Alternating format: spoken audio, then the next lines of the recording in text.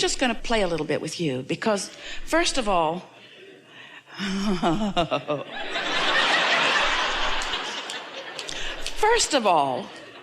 and we mean this in the nicest way, when all that is source energy is focused with you now in this powerful moment of creation, why are you worrying about what's going to happen once you're not focused here in this physical body? Why don't you just mind your own business?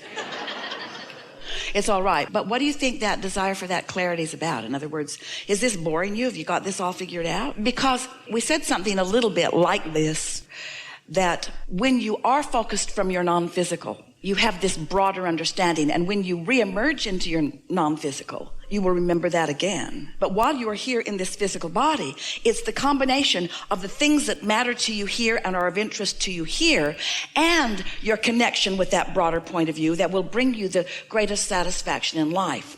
Therefore, it is our knowing that you're not doing enough of getting into the receiving mode so that you can receive what your inner being knows. You see, this is what we really want you to hear. Your inner being, this non-physical energy, this singular energy that you're even wanting to call that consciousness, is so interested in what you are about here, not focused upon something that's going on somewhere else. And you know why? It's not going on somewhere else. It's going on here. This is the leading edge. So rather than being here on the leading edge, trying to anticipate or even make up in your own mind what the non-physical point of view really is, why not do whatever you can do to get yourself in vibrational sync with that non-physical energy so that you open to it, so that you receive it here and now, so that you can feel the interest of non-physical energy in what you are about here and now. Now, we know you heard that. So we're going to play a game with you that maybe you've played with yourself before. So you're in the middle of a thought. Have you ever played this game where you're having this thought and then you think, what was the thought that I had that led to this thought? And then what was the thought that led to that thought? And then what was the thought that led to that thought? And you don't get very far back. You just can't, because your point of attraction is here and now. And so the thoughts that you're thinking now are based upon what your vibrational output and therefore point of attraction is here and now. So the thing that makes this question unsatisfying to you, it's sort of pointed backward. You're wanting to know what happened before you were here, and we want you to know that everything that you think is back there is forward happening with you now. And that it is so irrelevant where anything was before now, because anything that was before now is not as it was before it was now. So let's just look at it conceptually. So it's not hard to accept that there was something before now, even something before you emerged into this physical body. And we want you to understand that then you were a consciousness, and from your framework of thinking, you could say, I was a singular consciousness interested in flowing into this physical body. You could say that, even though the singular consciousness that you were was in a larger group, just like the singular consciousness that is you is part of a larger group. So you were singular consciousness who was eager about the idea of coming forth into this physical body. And so that consciousness is focusing here with you in this physical body. So just like you are here in your body and thinking mostly about your life, you are also interested in your friends. You're also interested in some of the things that they are about, and you're interested in some of the things that they say, but not nearly so interested in anything any of them are doing as you are interested in what you are doing.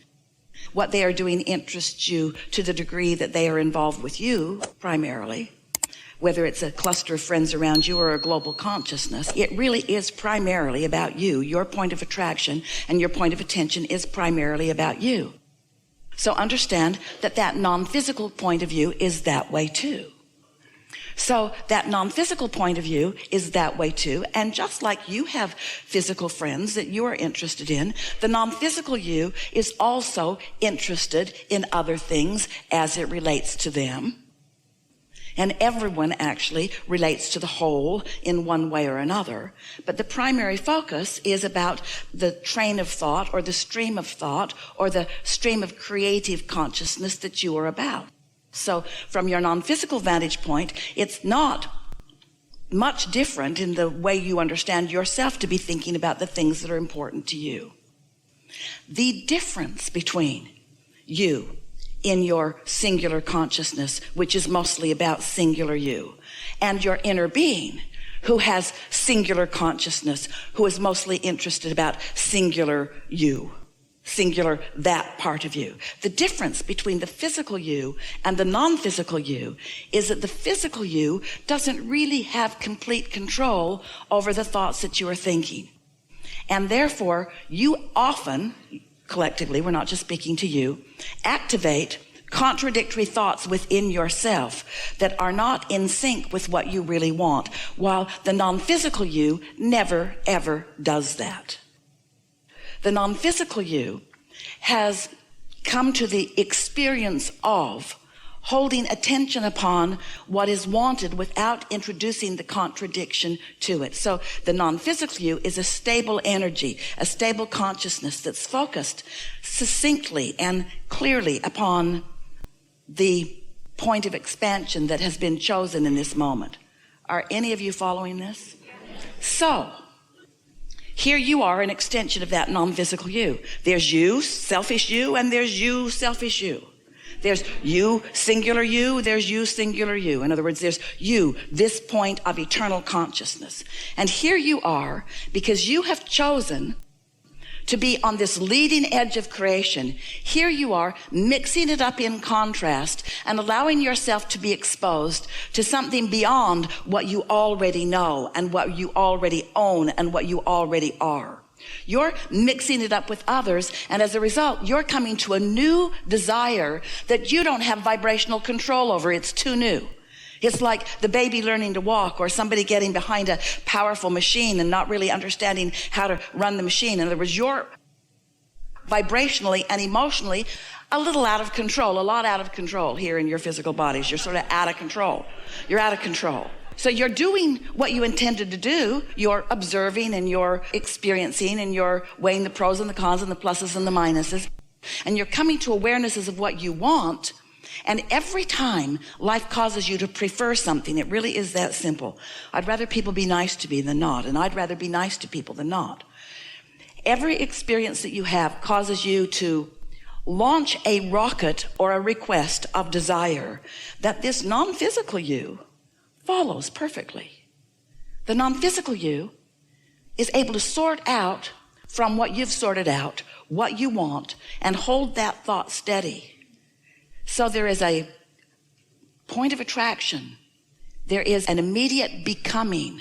Now, do you follow that? We want to say that in a simpler way. So you've got the two yous kind of in perspective, yes? So you say, I want more money. And your inner being hears, we want more money. He, therefore I, we want more prosperity. You say, I want it, but I don't have it. Your inner being says, I want it. Law of attraction responds to you, I want it, but, I want it, but, I want it, but, I want it, but. So you don't have any movement. Your inner being says, I want it, I want it, I want it.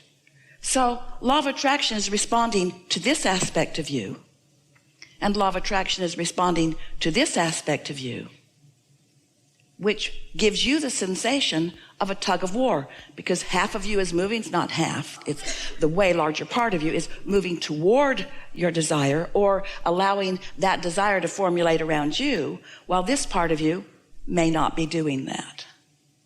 So this conversation about where you came from and who you are, it is our desire that you understand that it wasn't just a jumping off place. It's someone that sets you into motion and is involved from a vibrational point of attraction, point of view about everything that matters to you. Are you feeling the bigness of this singular consciousness? Now, Does that mean that your inner being can't think about other things? Of course not. Does it mean you only think about that? Of course not. So now, what you now have returned to resonance about is that everything that I am becoming, my inner being allows themselves to become it first. And then they hold the vibration of it, which allows me to then become it next. And to the degree that I let myself flow in the direction of my own desire, I feel good. And to the degree that I'm a holdout and I don't let myself flow in the direction of my own desire, then I feel that negative emotion, which is the indicator that I've expanded, but I haven't let myself in my human form take the expansion. So you can tell by how you feel. If you feel exhilarated, you're in sync with it, which means you're in the receiving mode, which means you're going to get to witness the becoming of your thoughts turning to things. But if you feel negative emotion about it, that means you're not in the receiving mode. It's continuing to expand. You're not going with it. So every answer that you're looking for about what non-physical is about and what they're doing, it can be known by you as you are focused upon your experience and you allow yourself to let it that's already come forward into your experience be received by you. Here's what we just said to you. It was a little jumbled. You didn't quite get it. Here's what we just said to you. If you find some way of getting into the receiving mode, now there are a few ways you can get there. When you wake up, you are there until you start thinking. When you meditate and you quiet your mind, you get there. When you are in pure appreciation or love, you are there. So when you are in the receiving mode, there is no vibrational difference between what your inner being knows and what you know. And at first, it will just feel like impulses to you. But in time, you can be so often in sync with that broader part of you that you won't have questions that sound like, hey, what are you doing? Because you'll know that what, hey, you are doing is right here with what, hey, what are you doing? You see what we're getting at? We've been saying this for a little while, that words don't teach. It's only life experience that teaches. And most recently, we've been saying to you, if you will take the time to meditate every day and convince yourself, show yourself what the receiving mode of your source energy really is, so that you recognize a thought that comes from there as compared to a thought that comes from some other place. Once you are consistently in that receiving mode, once you recognize what that is and you know that you are there, then anything that you want to know in that receiving mode, your inner being who knows what you want to know, you'll be able to receive it. And that's where what you call true knowing comes from. We could talk to you. You could become our friend and you could just walk around with Esther day after day after day after day. And Esther could say, all right, I'll do you a favor. I won't be Esther for a few days. I'll just let Abraham. And you can just ask Abraham anything you want about anything that comes up about anything. Still, that is not even close to as wonderful as you meditating and getting in the receiving mode so that impulse by impulse, you're walking with that broader perspective. That's how you get that knowing, you see. So we started out, we had to have all of this conversation to remind you that there's nothing out there. It's all forward with you here. And you might be letting it in and you might not. But there's no point in trying to figure out what's going on out there. You've got to get into the receiving mode and let what's going on out there, which is really only interested on what's going on right here with you, in. Most of you are here in your physical bodies, but you are not all here in the way you intended to be here. And so now you can't even ask that irrelevant question, can you? Because there was nothing about it that had anything to do with the way you really are or anything that non-physical really is.